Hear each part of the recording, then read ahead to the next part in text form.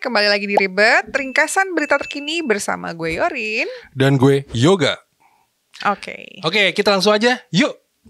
Yuk. Berita apa gak? Yang pertama. Oke, berita pertama. Gue ngintip dulu ya.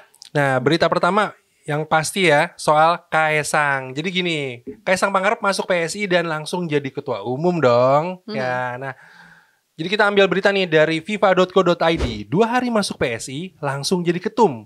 Kaesang akui karena privilege. Yang isinya bilang kalau Kaesang pun menyebut kalau dirinya sudah punya privilege karena dia adalah putra dari Presiden RI yaitu Pak Jokowi. Nah, menurut lo gimana, Rin? Waduh, heboh banget ya kemarin ya. Kalau tentang pergantian ketum yang bisa dibilang kayaknya cukup sering ya PSI. Sering ya? Kayaknya termasuk sering sih dibanding partai yang lain. Itu sih sebenarnya sah-sah saja karena semua partai pasti punya terms and conditionnya masing-masing, punya ADART yang berbeda-beda. Dan kalau gue lihat memang PSI sebagai partai baru butuh penyesuaian yang berkelanjutan aja sebenarnya, penyesuaian aja gitu. Kan Opung Panda Nababan juga bilang kalau partai PSI ini kan partai yang baru, artinya butuh banyak berproses. Setuju. Nah, menurut gue ya pergantian ketum yang termasuk sering ini, I think itu adalah bagian dari prosesnya. Gitu. Tapi ini, kalau melihat sosok Kaesangnya yang jadi ketum, ya, gue mau tanya dulu sama lo. Menurut lo, emangnya udah cukup ya sekedar privilege untuk menjadi ketua umum partai? Ya, kalau ditanya nih ya, cukup apa nggak cukup ya jelas jawabannya enggak. Iya dong. Tapi udah pasti nih penunjukan Kaesang itu jadi ketua umum. Ini pasti ya tujuannya dari PSI biar nunjukin kalau partai ini adalah partai yang anak muda banget. Walaupun ada beberapa kadernya yang sudah berumur gitu kan, kayak Bang Ade Armando ya kan, Bang Emi Yahya, ya kan mereka ini kan jelas kan tokoh-tokoh senior yang dibutuhkan pengalamannya, bimbingannya gitu. Nah satu lagi nih, gue yang sukanya nih ya dari PSI ini, jadi pengen nunjukin Lin, kalau siapa aja bisa jadi ketum partai, nggak mesti anak kandung ya kan. Kira-kira ngomongin siapa ya? Oke lanjut. Jadi begini, di PSI ini bayangin deh, saking bebas ya, bukan bebas, siapa aja itu bisa jadi ketua umum partai, mulai dari pembaca berita, vokalis band, sampai tukang pisang jadi ketua umum partai, lo bayangin. Iya dong. Nah, dan penunjukan Kaesang ini mungkin ya, gue yakin ini udah memecahkan rekor di Indonesia bahkan dunia. Nih. Faktanya adalah baru dapat KTA ya, kartu tanda anggota 2 hari, langsung jadi ketua umum lah. Bayangin siapa yang bisa memecahkan rekor itu. Iya. Menurut lu ini ada cawe-cawe dari Pak Jokowi nggak? Belum tentu juga. Belum tentu juga ya. Iya, Siapa tahu Mas Kaesang memang punya ini ya, kekehnya sendiri gitu iya, ya. Kan sah-sah aja gitu. Sah-sah aja. Apalagi ingat gak sih kemarin-kemarin sempat ada pembahasan kalau misalkan dari kader Pak Jokowi itu kan kader PDIP ya kan, itu katanya satu keluarga partainya nggak boleh berbeda. Nah ini beda. Menurut lo gimana? Karena itu sih Kaesang, itu sih katanya argumennya karena Mas Kaesang kan sudah punya keluarga sendiri, sudah tidak dibiayai dinafkahi juga sama Pak Jokowi, jadi beliau berhak untuk memutuskan keluarganya, which is bukan lagi di bawah Pak Jokowi. Udah nggak satu kakak. Exactly, kayaknya itu deh. Jadi asalnya mungkin even PDI Perjuangan sempat mungkin sempat terganggu gitu, akhirnya nggak bisa. Terganggu. Jiwanya. Agak-agak baper, hey kenapa kamu berani-beraninya keluar dari partai saya? Bukan keluar, kamu tidak menjadi kader saya gitu kan. Keluarga harus satu partai, tapi argumennya bagus tuh, karena memang mereka sudah tidak satu kakak, betul. Iya. Betul. Tapi gue mau nanya sama lo nih, katakanlah misalnya, ya. Lo PSI nih, lo anggota PSI, kader PSI, terus ada orang lain nanya, misalnya gue gitu, Gak, menurut lo sebagai kader PSI, menurut lo kenapa Mas Kaesang dipilih jadi ketua umum PSI? Karena Dia anaknya Pak Presiden. Oke. Iya. Ya, I think so too. I think even kader PSI-nya sendiri juga mungkin pilihannya ini sih sebenarnya jadi concern masyarakat ya. Sebenarnya nggak ada masalah bahwa Mas Kaisang pasti orang yang berkualitas ya, kita percaya ya. Tapi ketika orang dipilih menjadi ketua umum partai, jawaban yang sepatutnya dari kadernya, dari sekelilingnya adalah karena Mas Kaisang berpengalaman di politik. Karena Mas Kaisang mungkin paling pas untuk memimpin anak muda menuju masa depan gitu ya. Ini kebanyakan kayaknya orang-orang milihnya kenapa Mas Kaisang karena dia anak Pak Jokowi. Iya. So, semoga Mas Kaisang bisa membuktikan bahwa beliau layak ya dan bisa membuat PSI menang ya. Semoga ya. Ya walaupun kita nggak ada hubungannya sih tapi. Oke. Semoga kesibukannya di politik nggak nambah beberapa gerai atau bisnisnya jadi tambah tutup. Oh, tadi lu bilang kan, tadi kan lu bilang nih kan kayak Bang Helmi Yahya sama Bang Ade Armando kan cocok jadi pembimbingnya sebenarnya karena mereka udah dewasa dan mereka memilih. Dosen pembimbing. Tapi yang jadi pembinanya sekarang yang muda juga kan Bro Giring. Ngikutin anak PSI kan namanya Bro Giring. Bro Giring tuh sekarang jadi pembina loh. Udah pembina Dewan, ya? Bener ya? Dewan pembina ya? Umurnya berapa sih? Kelahiran tahun 83. Sih? Politisi muda pokoknya. Iya, even pembinanya aja juga masih muda. Jadi gini Lin rumusnya. Dewan pembina itu biasanya mantan ketua umum. Oke. Mundur ya kan, lengser ke Prabon jadi Dewan Pembina. Gitu biasanya rumusnya kayak gitu. Rumusnya. Oke lah kalau begitu. Good luck PSI. Semoga. Congrats ya. Semoga jalan bersama Prabowo-nya lancar. Salah ya. Oke, kita lanjut ke berita kedua aja. Ya, berita kedua. Oke, kita lanjut aja ke berita kedua. Oke. Berita kedua. Ini kita beralih ke detiknews.com. Itu pemerintah bakal tutup media sosial yang tetap jadi transaksi. Yang tetap jadi tempat transaksi jual beli. Nah, jadi intinya Pak Zulhas memastikan akan menekan revisi Permendak nomor 50 tahun 2020 yang mengatur media sosial sekaligus e-commerce atau social commerce seperti TikTok Shop dan kawan-kawan. Dan juga menegaskan akan menutup social commerce yang tidak mematuhi aturan. Waduh. Oke. Menurut lo ini akan membantu para pedagang seperti di Tanah Abang bakalan didatengin lagi nggak sama para pembelinya?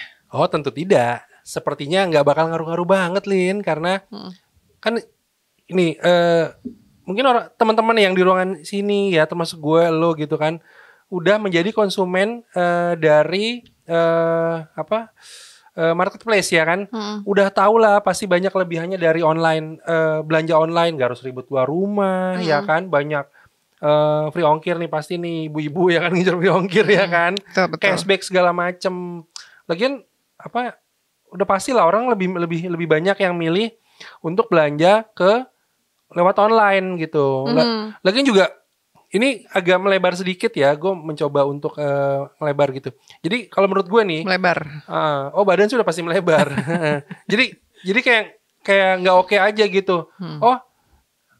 Di suatu tempat toko-toko pada sepi karena pada jualan di e-commerce di TikTok, terus TikToknya disuruh ditutup gitu kan.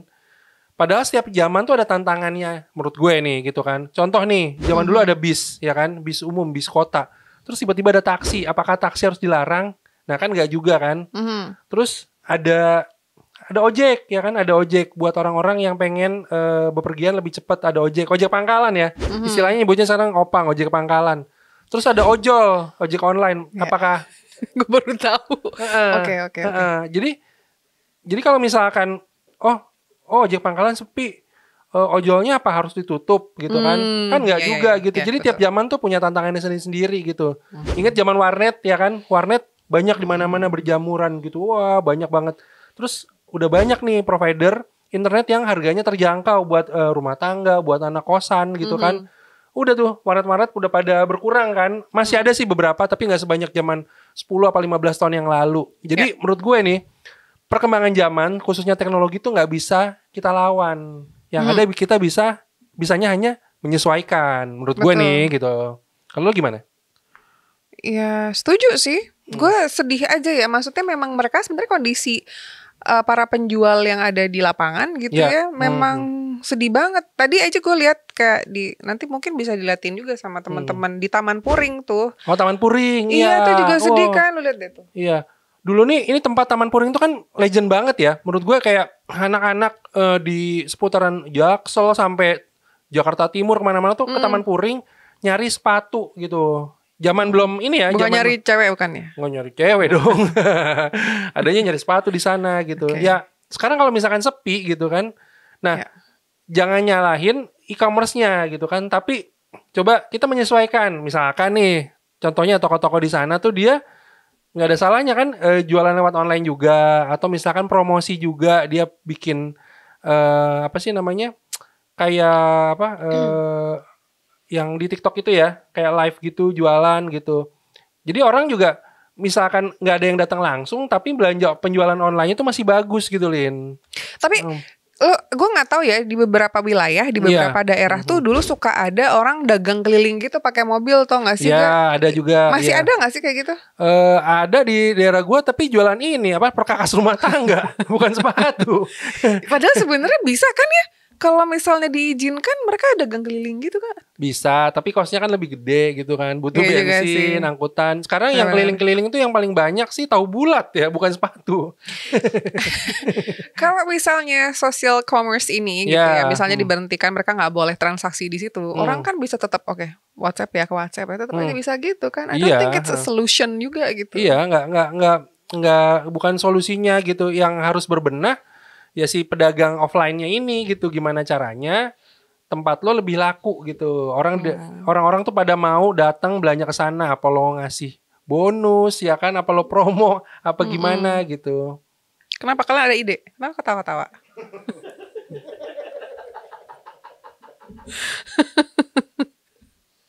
Gatel gue udah tadi ngeliatin mereka ketawa. Kayak pedagang mereka kayaknya. Iya sih.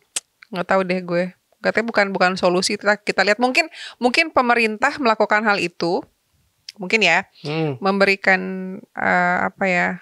nyetopin istilahnya pedagang di situ tuh mungkin biar fair aja kali ya buat pedagangnya, walaupun itu bukan solusi. Bukan solusi, jelas bukan solusi. Oke, kalau gitu. Lanjut aja kalau gitu. Oke, kita lanjut berita ketiga dari detik.com. Wah, ini beritanya. Oh, berita favorit anak-anak sini. Ini gue bacanya ya. Mucikari Mami Ica rekrut ABG jadi angels prostitusi. Wah, ada yang muncrat nih. Rekrut ABG jadi angels prostitusi lewat jaringan, ya kan, lewat jaringan. Mungkin kayak MLM ya, jaringan gitu ya. Apa? Affiliate gitu. Nah, jadi gue baca ini, wanita berinisial FEA alias Mami Ica yang ternyata usianya masih muda banget, Lin, 24 tahun. Iya, gila. Ya sepantaran gue lah, gue 25, ini 24 ya kan. Nah, ini diduga melibatkan jaringan dalam rekrut ABG sebagai angels. Nah, jadi bagaimana tersangka merekrut para anak korban, anak-anak yang menjadi korban ya. Dari hasil penyelidikan dan penyidikan ini masih dilakukan penelitian gitu kan. Dan ini mereka itu katanya memiliki jaringan untuk merekrut anak-anak yang menjadi korban. Kata Dirkrimsus Polda Metro Jaya, Kombes AD Safri Simanjuntak. Nah, ini menyedihkan banget ya, Lin. Soalnya kenapa? Ini menyangkut anak-anak di bawah umur loh. Iya, betul. Menurut lo gimana? Ya, gue kesel banget sih, bukan hanya karena ini soal prostitusi ya gitu.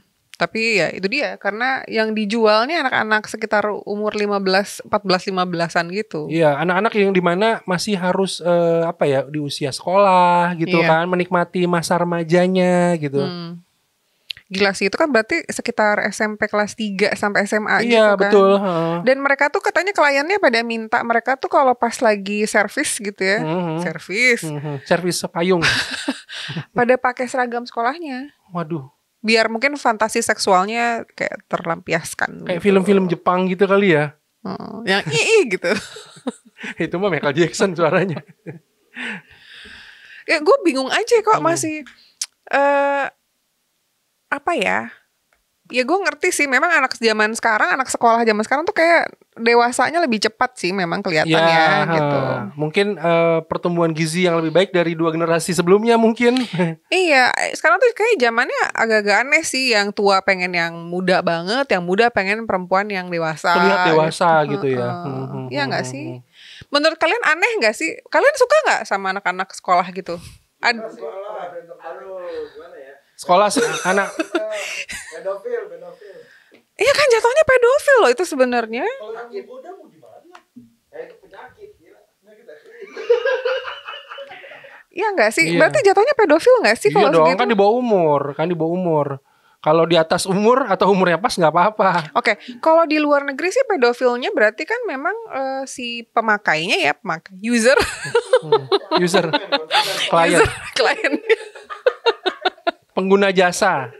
Oh my god, si pengguna jasanya kan harusnya ditangkepin juga Iya dong, gitu, iya dong. dan harusnya diliatin. Nah, feeling gue sih karena belum dibongkar, apakah mungkin orang-orang si pengguna ini orang-orang punya jabatan tertentu? Mungkin aja. Kenapa kalau lu kayak tegang gitu tiba-tiba? Enggak, bukan gue dong, bukan. pengguna jasanya. Tapi gini, gue percaya bahwa hal ini juga bisa terjadi karena si anak-anak ini, ya ini kan bukan sedikit ya. Iya, Ya nggak sih? banyak banget. Iya, karena kan si perempuan-perempuan ini yang jadi di satu sisi this is so wrong. Si Mami Ica ini salah. Iya. Dan si pengguna jasa ini juga salah. Salah, Tapi jelas. menurut gue juga anak umur 14 dan 15 zaman sekarang, they can actually think loh. Iya. Mereka tuh cukup cerdas untuk tahu mana yang benar, mana yang salah. Benar nggak? Iya. Walaupun terlepas dari memang pasti pengaruh lingkungan itu juga. Faktor ekonomi biasanya diiming-imingi gitu kan. Oke, faktor ekonomi kita bicara sekarang.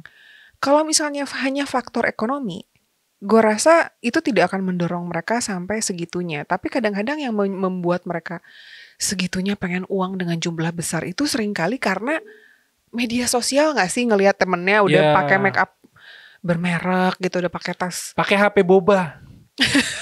Pengen, Yes. iya kan, jadi pengen gitu.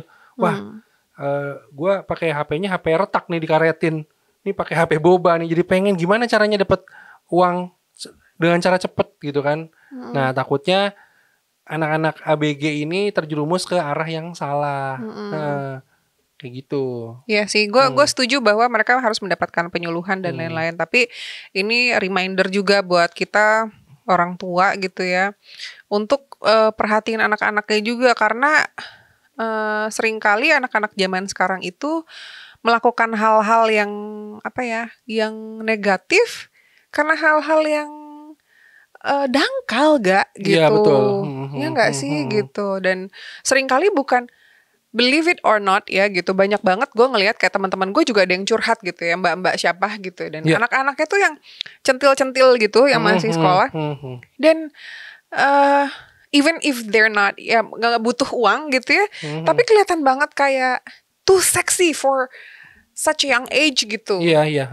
Benar kata lo. Jadi kayak anak yang berusia muda, anak-anak kecil pengen kayak anak remaja pengen kayak anak dewasa.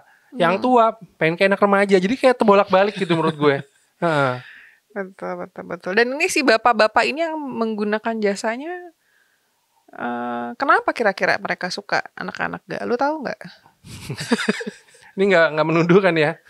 Enggak, gue nanya aja. Ya, kali lu udah baca gitu. Ya gue yakin ya, maksudnya kayak tiap penggunanya pasti laki-laki kan. Tiap laki-laki tuh mungkin punya fantasinya tersendiri-sendiri gitu. Jadi kayak punya fantasi sendiri-sendiri, dan mereka ini ya fantasinya ke arah anak-anak ABG, anak sekolahan gitu kan, dengan kostum sekolahan gitu. mereka merasa fantasinya terpuaskan dengan kayak gitu. Udah Untung gitu aja. gue fantasinya tuh nggak yang pakai apa badut gitu, karakter badut gitu kan ya kan. Banyak di jalan kalau kayak Iya. gitu.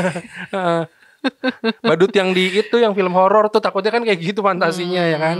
Mau anak sekolah. Apa mungkin fantasinya montir gitu. Jadi pakai baju montir banyak. Kayaknya ini penting deh buat kita semua ya. Buat kita semua, kita jangan ragu untuk membenahi cara pikir anak-anak muda juga. Iya dong. Bukan mau membuat mereka jadi apa ya, bukan mau menghakimi.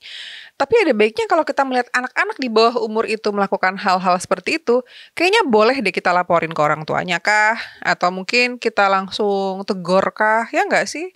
Iyalah. Iya, bukan di DM ya. Malah, ih kamu seksi banget gitu ya kalian ya. Lehnal nggak? You so hot gitu. Hmm. Jangan ya. Kontennya orang lagi jualan bakmi, ih so hot. Panas. Panas maksudnya. Oke lah kalau gitu. Jangan ya. Jangan menggunakan jasa prostitusi. Mau nanya dulu. Kalau micet tuh sebenarnya memang beneran buat orang gitu-gitu ya? Prostitusi juga? Enggak, disalahgunakan. Gue taunya dari Irsya. Disalahgunakan. Awas nanti disu sama yang punya micetnya. Enggak, disalahgunakan. Disalahgunakan.